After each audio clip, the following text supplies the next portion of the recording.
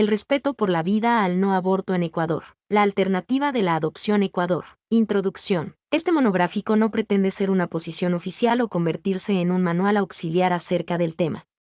Tampoco intenta ser un derrotero moral y menos aún una postura oficial religiosa. El interés pasa por presentar un estudio teórico respecto al respeto por la vida y el no aborto, presentando el proceso de adopción como una alternativa que preserve y respete la vida desde su concepción misma. Este pape estará dividido en 4 secciones o capítulos. El primero buscará asentar algunos conceptos teóricos, humanistas y cristianos acerca de la vida y el derecho mismo a vivir. El segundo capítulo buscará equilibradamente sostener la alternativa del aborto desde el punto de vista médico y social. La tercera sección intentará sustentar la tesis de la adopción en el marco legal en gran parte de la América cristiana y especialmente se presentará la legislación ecuatoriana al respecto. Finalmente, se cierra fortaleciendo la idea de la adopción, sus responsabilidades, ventajas y peligros.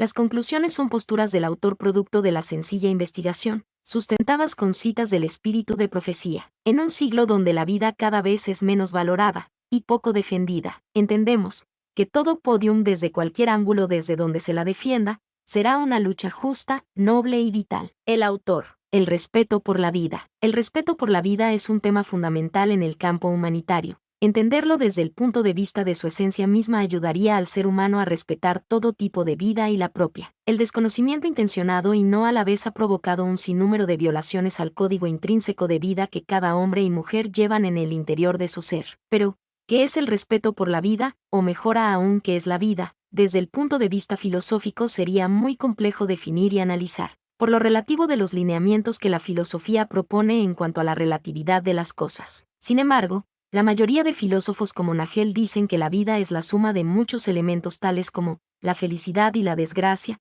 el logro y el fracaso, el amor y la soledad. Incluso algunos pensadores no logran dar un concepto objetivo de la vida, porque ésta responde al ser mismo. No obstante, la vida podría definirse o tomar diferentes ópticas según la asignatura que pretenda hacerlo. La biología define a la vida como la capacidad de nacer, respirar, desarrollarse, procrear, evolucionar y morir.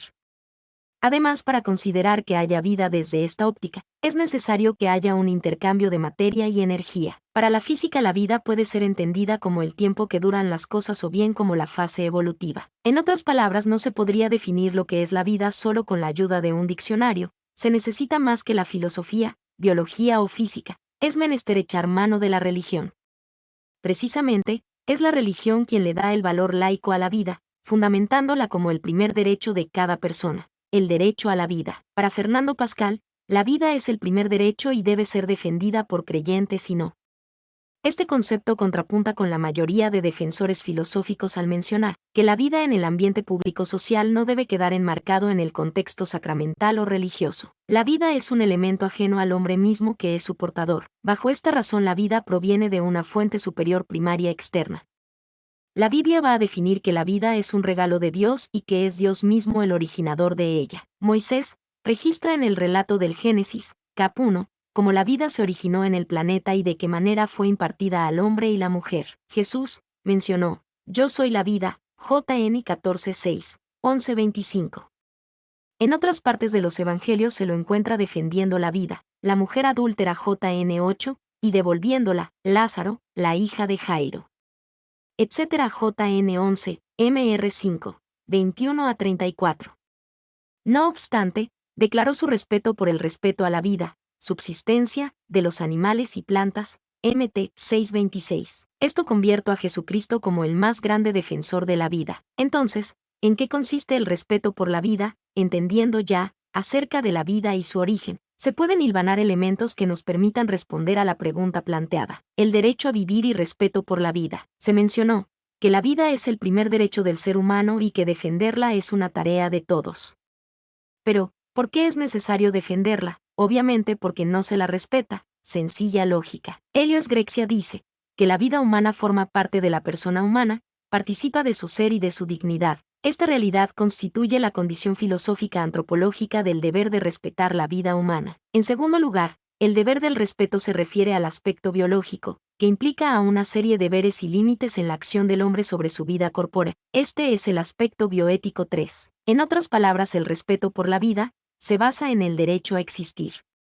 No sería necesario defender la vida, si el derecho no estuviera en juego. El derecho a vivir sería suficiente para la conservación de la vida. El respeto por la vida se convierte en una extensión de ese derecho. En palabras más simples, el respeto 4 sería el escudo del derecho. El perfil del derecho a la vida. El derecho a la vida no solo forma parte sustantiva de un gran número de instrumentos de origen constitucional, nacional e internacional, sino mantiene un lugar privilegiado en la estructura misma de la teoría liberal de los derechos humanos 5. La Declaración Universal de Derechos Humanos sigue siendo igual de pertinente hoy día como en 1948, cuando fue proclamada y aprobada por la Asamblea General de las Naciones Unidas.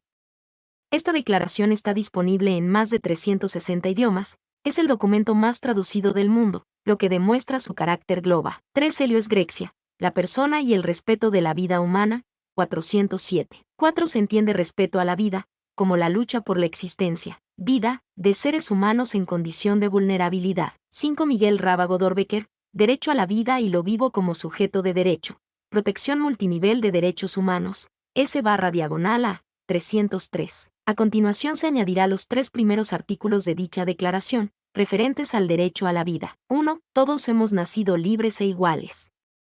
Todos hemos nacido libres. Todos tenemos nuestras propias ideas y pensamientos. Todos deberíamos ser tratados de la misma manera. 2. No discriminations. Estos derechos pertenecen a todos, sin importar nuestras diferencias. 3. El derecho a la vida. Todos tenemos el derecho a la vida y a vivir en libertad y con seguridad. 7. Las Naciones Unidas protocolizaron esta declaración en 1948, pero algunas décadas atrás un hombre fuera de lo común promulgó una tesis praxis, que el derecho a la vida iba más allá de vivirla. Para Albert Schweitzer la vida no solo radicaba en vivirla, sino en mejorar toda calidad que permita la libertad y la igualdad. Para algunos entendidos, Schweitzer llegó a ser uno de los más grandes abanderados de la defensa por la vida, aun cuando el mundo no se ponía de acuerdo para defenderla previo a 1948. Albert Schweitzer y el profundo respeto por la vida. Albert Schweitzer, aquel ciudadano francés-alemán, oriundo de la pequeña población de Alsacia, hijo del vicario Louis Schweitzer, nació un 14 de enero de 1875. Enfermizo, luchó sus primeros 2 años con su débil salud hasta que su familia se trasladó al poblado de Gunsbach, localidad que en sus años de lucha encontraría descanso y reposo a sus fatigas, al mismo que denominaría el Valle Feliz. Sintió por primera vez su inclinación por el explotado continente africano, al contemplar atónitamente aquel monumento que había levantado el famoso escultor Bartholdi en memoria del almirante Broat, debido a que gracias a sus conquistas la nación francesa era una de las potencias coloniales más importantes en el continente africano. Acerca del artista, años más tarde se haría famoso como autor de la gigantesca Estatua de la Libertad que hay en la entrada del puerto de Nueva York, en América. Pues bien, si el monumento al almirante Broat el escultor Bartholdi había conseguido grandes efectos plásticos, 10, que lograron arrobar en profunda meditación al hijo del vicario, produciendo un impacto en su ser, ligando finalmente su vida con la de los desvalidos africanos. Lo que realmente llamó la atención del muchacho era la postura de la estatua, donde destacaba la regia figura del almirante y la lánguida posición del negro que a sus pies reposaba. Esto ocurrió cuando Albert era solo un niño. Transcurría aproximadamente el año 1880. Así, iniciaría su más grande teoría y motivo de su existencia, de la cual otro genio expresaría lo siguiente: Alberto Schweitzer es el hombre más grande de nuestro siglo. Siempre me he sentido cautivado por su teoría del respeto profundo a la vida. 11. Algunos de sus biógrafos acerca de su visión del mundo y la vida aluden a sus múltiples estudios en diferentes ramas como filosofía, teología, literatura, biología y medicina, la razón de la misma. De esto él mismo diría: viviré hasta los 30 años para la ciencia y el arte. Después perteneceré a los miserables, a aquellos que caminan en la oscuridad. 12. A esta vasta preparación se sumaba su innato talento con el órgano, siendo el mejor intérprete de Sebastián Bach a principios del siglo XX. Merecedor de todo el buen horizonte que le esperaba como catedrático y vicario, decide dejar todo por servir en la olvidada selva ecuatorial de la Marene, lugar en donde levantó un hospital en medio de la selva, trinchera para escribir múltiples de cartas a donantes, artículos de divulgación y sus obras de aporte a la filosofía y teología. Sobrevivió a las 2 guerras mundiales, de las cuales escribiría en su libro Lo absurdo de la guerra. Joachim Hahn, ganador del Premio Nobel de la Paz en 1953. De esto otro lado del mundo, otro genio, Albert Einstein, al enterarse que le habían concedido el Premio Nobel de la Paz, reconoce: Alberto Schweitzer es el hombre más grande de nuestro siglo. Siempre me he sentido cautivado por su teoría del respeto profundo a la vida. Me siento muy feliz de que le hayan concedido el Premio Nobel de la Paz, ya que es como un homenaje que la ciencia hace al espíritu, acerca del pensamiento de Witzer, que en nombre de Jesús, hagan el bien. Y no solo misioneros para convertir, sino personas que realmente practiquen la caridad con los míseros. Este es el verdadero sitio del Sermón de la Montaña y de la palabra de Jesús.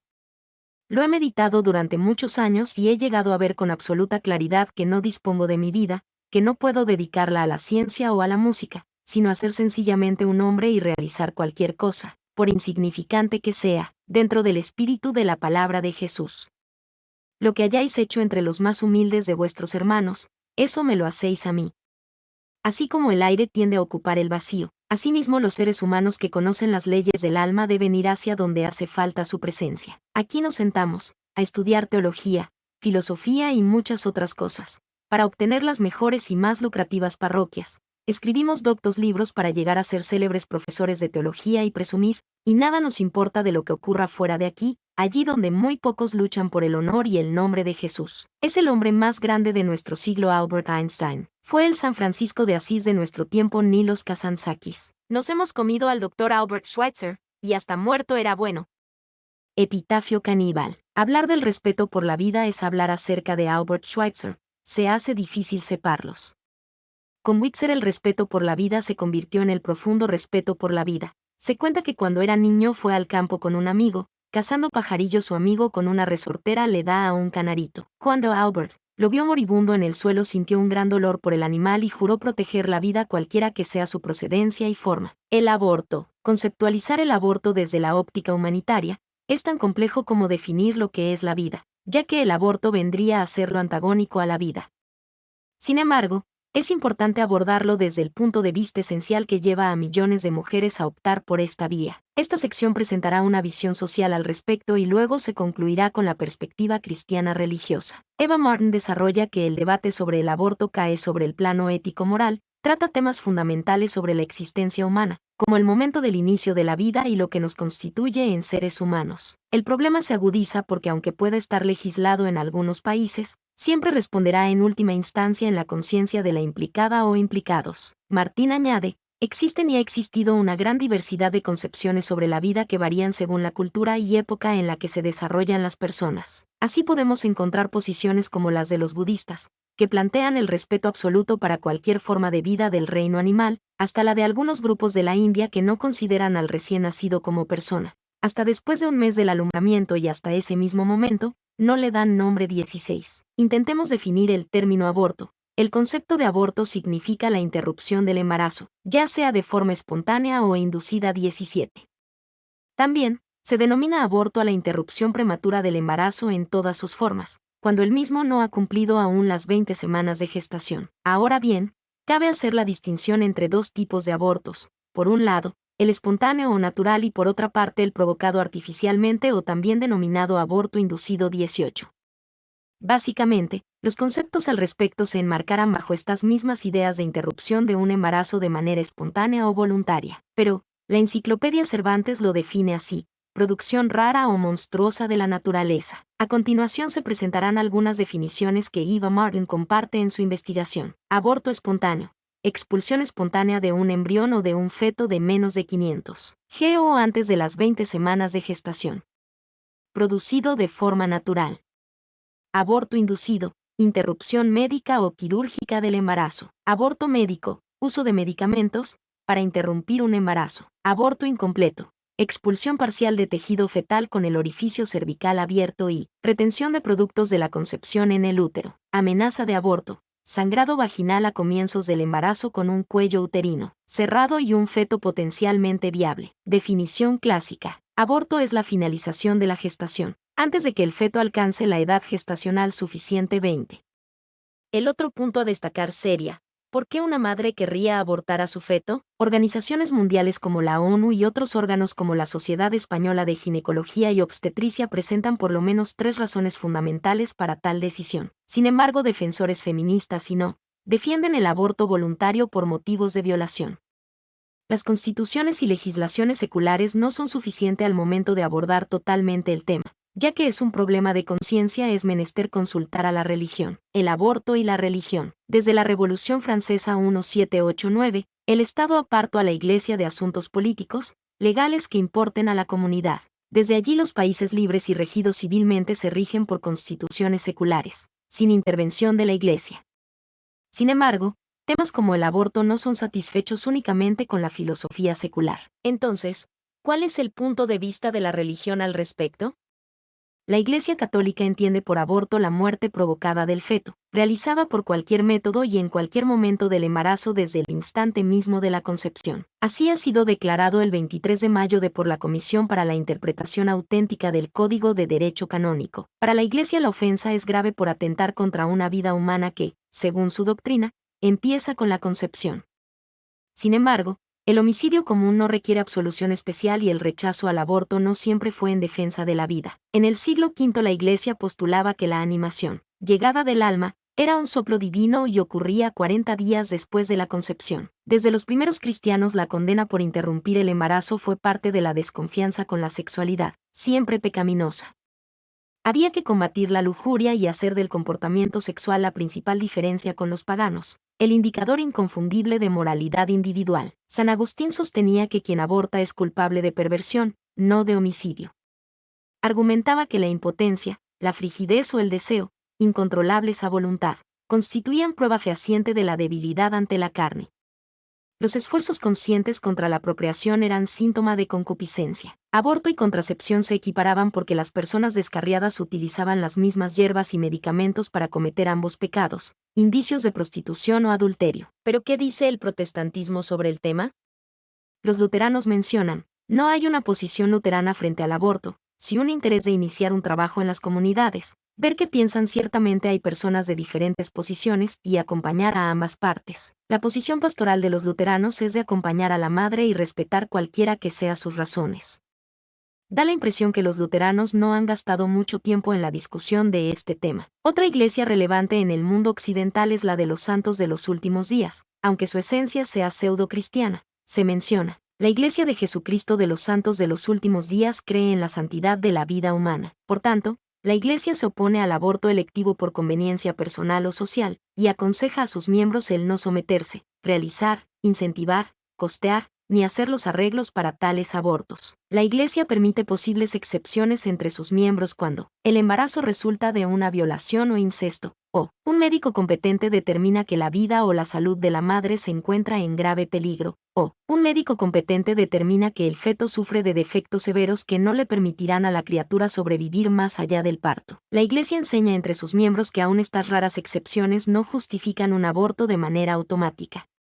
El aborto es un asunto muy serio y debe ser considerado únicamente después que las personas involucradas hayan consultado con sus líderes locales de la Iglesia y sientan a través de la oración personal que su decisión es correcta. La Iglesia no se ha mostrado a favor o en contra de ninguna propuesta legislativa o manifestaciones públicas en torno al aborto 24. Los adventistas del séptimo día también tienen su posición. Veamos. La Iglesia Adventista quiere relacionarse con el tema del aborto de tal manera que le permita revelar su fe en Dios como el creador y sustentador de toda vida y reflejar la responsabilidad y la libertad cristianas. A pesar de que existen sinceras diferencias entre los adventistas con respecto al aborto, la siguiente declaración representa un intento de proporcionar orientaciones sobre ciertos principios y asuntos. Estas orientaciones se basan en amplios principios bíblicos que se presentan para su estudio al final del documento. La vida prenatal del ser humano es un don maravilloso de Dios. El ideal de Dios para el ser humano ratifica la santidad de la vida humana creada a la imagen de Dios, y requiere respeto para la vida antes del nacimiento. Sin embargo, las decisiones con relación a la vida deben hacerse en el contexto de un mundo caído. El aborto nunca es un acto de pocas consecuencias morales. Por lo tanto, la vida prenatal no debe destruirse imprudentemente. El aborto debe practicarse únicamente cuando existan motivos poderosos. El aborto es uno de los dilemas trágicos resultantes de la caída del ser humano. La Iglesia debiera ofrecer el más benevolente apoyo a los que tienen que afrontar personalmente la decisión de un aborto. Las actitudes condenatorias son impropias de los que han aceptado el Evangelio. Como cristianos, estamos comisionados para ser una comunidad de fe llena de ternura y cariño, que ayude a los que se encuentran en crisis mientras consideran las alternativas. 2. De forma práctica y tangible, la Iglesia, como comunidad solícita, debiera dar a conocer su cometido al valor de la vida humana. Este debiera incluir a. Fortalecer las relaciones familiares. B. Educar a ambos sexos con respecto a los principios cristianos de la sexualidad humana. C. Hacer énfasis en la responsabilidad, tanto del hombre como de la mujer, en la planificación familiar. De demandar que ambos sean responsables de las consecuencias de conductas inconsistentes con los principios cristianos. E. Crear un clima seguro para las discusiones en proceso de los aspectos morales asociados con el aborto. F. Ofrecer apoyo y ayuda a las mujeres que decidan completar su embarazo. Y G. Animar y ayudar a los padres para que participen en forma responsable en la crianza de sus hijos. La Iglesia debería también dedicarse a prestar su asistencia para aliviar los factores sociales, económicos y psicológicos desafortunados que puedan conducir a un aborto y cuidar en forma redentora a los que sufran las consecuencias de decisiones individuales hechas sobre este asunto. 3. La Iglesia no sirve de conciencia a los individuos, pero debiera proporcionar orientación moral. El aborto por razones de control de la natalidad, selección de sexo o conveniencia, no cuenta con el apoyo de la Iglesia, pero a veces las mujeres embarazadas pueden encarar circunstancias excepcionales que presenten dilemas morales, como amenaza para su vida, peligros graves a su salud, graves defectos congénitos cuidadosamente diagnosticados en el feto y embarazos como resultado de actos de violación o incesto. La decisión final con respecto a la terminación de un embarazo la debe hacer la mujer embarazada, después de haber hecho las consultas debidas. Para asesorarla en su decisión, ella debe contar con las informaciones precisas, el conocimiento de los principios bíblicos y la dirección del Espíritu Santo. Además, estas decisiones se toman mejor dentro del contexto de las buenas relaciones familiares. 4. Los cristianos reconocen que su responsabilidad ante Dios es de importancia primordial. Ellos buscan el equilibrio entre el ejercicio de su libertad individual y su responsabilidad ante la comunidad de la fe, y la sociedad en general y sus leyes. Ellos hacen sus decisiones basadas en las Escrituras y las leyes de Dios. Coaccionar a una mujer para que se quede embarazada o ponga fin al embarazo, debiera rechazarse como una violación de la libertad individual. 5. Debiera proveerse a las instituciones de la Iglesia con principios que les permitan desarrollar sus propias normas institucionales, de acuerdo con esta declaración. No se debe requerir a las personas que tengan objeciones religiosas o éticas en relación con el aborto, que participen en la realización de los mismos. 6. Se debe estimular la participación de los miembros de Iglesia en las consideraciones en proceso sobre su responsabilidad moral con respecto al aborto a la luz de las enseñanzas de las Escrituras 25. El documento termina expresando lo siguiente. 1. De acuerdo con este documento, el aborto se define como cualquier acto que tenga el propósito de poner fin a un embarazo ya establecido. Esto se diferencia del uso de métodos anticonceptivos, cuyo propósito es evitar el embarazo. El enfoque del documento es sobre el aborto. 2. La perspectiva fundamental de esta declaración se basa en un profundo estudio de las Escrituras. Finalmente, se concluye esta sección como se empezó la misma, diciendo que él escapa al área cognitiva conceptualizar el aborto y sus causas.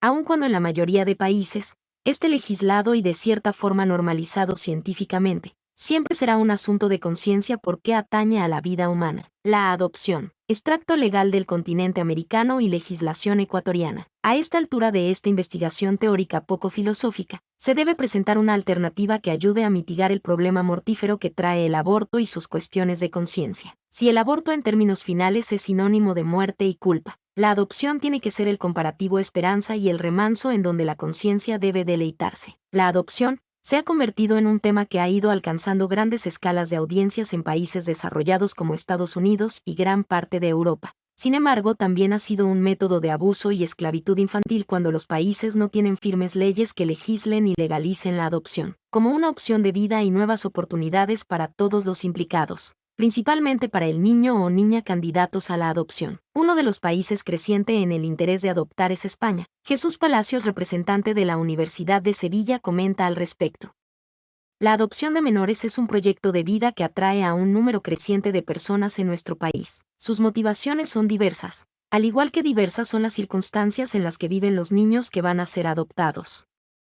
Ambas realidades confluyen al culminar el proceso de adopción, que es solo el punto de partida de una convivencia que durará años. En efecto, al hacerse cargo de un niño o una niña que procede de una situación desfavorable, quienes adoptan asumen un compromiso y una responsabilidad que no tienen vuelta atrás. Claro está que al igual que el aborto, La adopción también se encaja en el plano ético siendo un asunto de la conciencia. Antes de continuar, definamos el concepto de adopción o adoptar. La adopción es la transferencia permanente y legal de todos los derechos de paternidad de una persona / pareja a otra persona / pareja. Los padres adoptivos tienen los mismos derechos y las mismas responsabilidades que los padres biológicos, incluidos todos los beneficios emocionales, sociales, legales y de parentesco del niño. Todo niño merece una familia permanente, estable y afectuosa hasta los 18 años o más.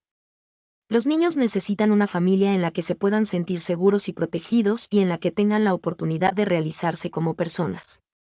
Los niños necesitan sentirse parte de una familia y tener los mismos derechos que cualquier otro niño. En los Estados Unidos este tema ha sido de inspiración y alternativas para parejas que biológicamente se ven privados de procrear. Se puede mencionar que los Estados Unidos de Norteamérica es el país que tiene más leyes que regulan este proceso de vida. En el estado de Washington la ley protege a las partes implicadas en la adopción. Sin embargo, se estima que el 60% de estos niños han sufrido algún tipo de violencia, abandono, basada en irresponsabilidades post-adopción. En este estado la adopción se concreta por medio de una de las siguientes maneras. 1. La Agencia Pública Departamento de Servicios Sociales y de Salud, Administración Servicios para Niños, K. 2. Las agencias privadas, agencias licenciadas por el Departamento de Servicios Sociales y de Salud para ofrecer servicios de adopción. 3. Las adopciones independientes, adopciones que se efectúan por medio de un agente independiente. La adopción, un viaje para toda la vida. 4. Padrastros y adopciones de adultos, adopciones que pueden o no necesitar un informe de precolocación y por lo general se efectúan de manera privada. La agencia estatal no interviene en este tipo de adopciones. Aún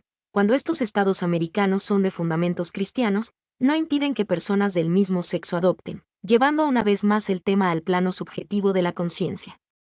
En Latinoamérica el número de adopción crece progresivamente en relación con años o décadas anteriores. Colombia es el país con mayor índice en el tema. Colombia es el país con mayor trayectoria en adopción en nuestro país.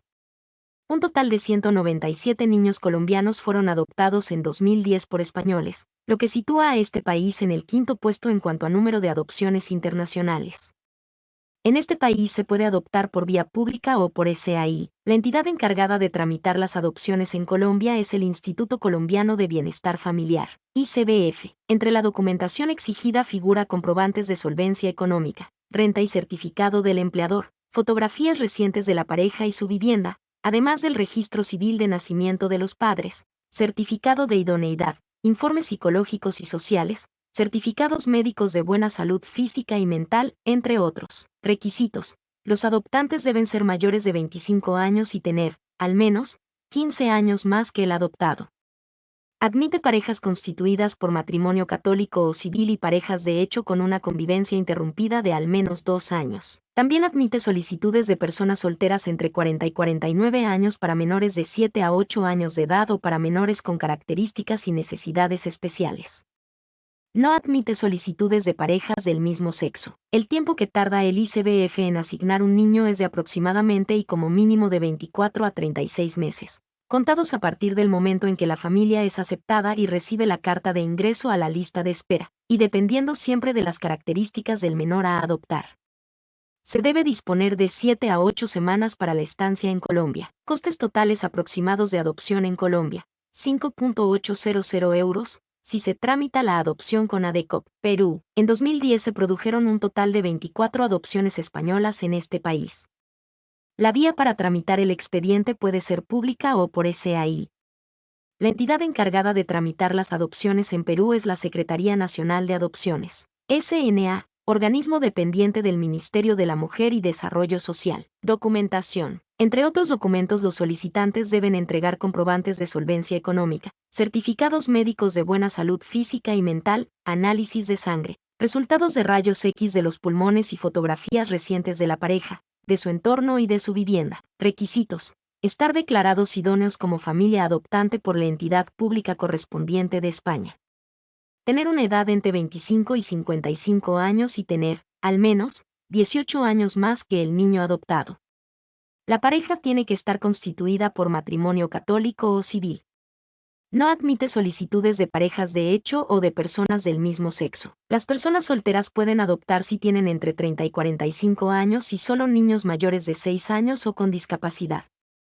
No se puede elegir el sexo del niño, ni tampoco su edad. El tiempo que tarda el SNA en asignar un menor a una familia es como mínimo y aproximadamente de 16 a 24 meses contados a partir del momento en que la familia es aprobada e ingresa en una lista de espera. Hecha la asignación, la familia debe aceptarla en un plazo de 7 días. Después, hay que viajar en un plazo no superior a 30 días a Perú y permanecer allí un periodo aproximado de 25 a 35 días. Pero, ¿qué ocurre en Ecuador?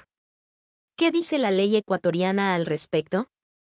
En Ecuador, el órgano de regular todo en cuanto a las parejas deseosas de adoptar se llama el Ministerio de Inclusión Económica y Social. Dicho ministerio se lo implantó recientemente por el último gobierno ecuatoriano de índole socialista. Según sus estatutos y normativas, toda la legislación en el marco de la adopción responde a los derechos irrenunciables de los niños. Todas las niñas y niños tienen derecho a crecer en una familia. El MIES garantiza una familia idónea, permanente y definitiva al niño, niña o adolescente que se encuentre en aptitud social y legal para ser adoptado /diagonal. ¿Quiénes pueden adoptar? Familias o personas solas, capacitadas, idóneas, sensibles, comprometidas, con una visión de derechos para aceptar el rol de madres y padres adoptivas /diagonalos.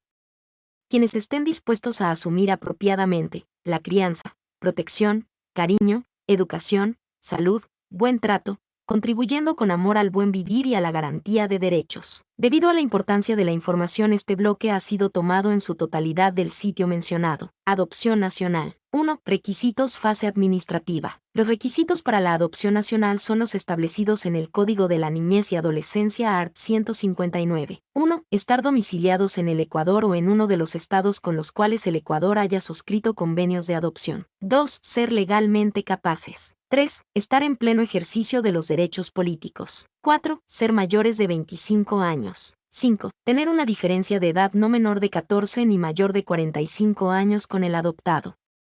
La diferencia mínima se reducirá a 10 años cuando se trate de adoptar al hijo del cónyuge o conviviente, en los casos de unión de hecho que cumpla con los requisitos legales. Estas limitaciones de edad no se aplicarán a los casos de adopciones entre parientes.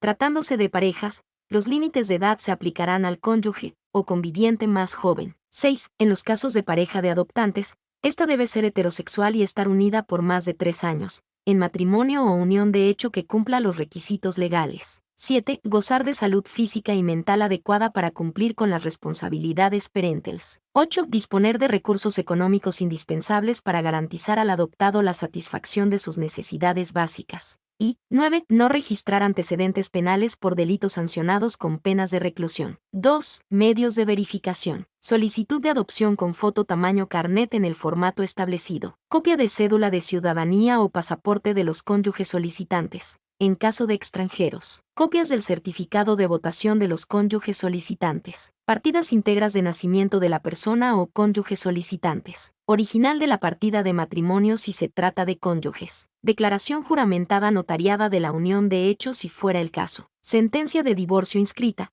si el vínculo matrimonial se hubiera disuelto, si fuera el caso, certificados de trabajo o ingresos económicos, o garantía económica notariada de cada solicitante si fuera el caso. Certificado de antecedentes penales. Mi nombre es Demim. Soy tu asistente personal. Mi sitio en internet es demim.es.tl.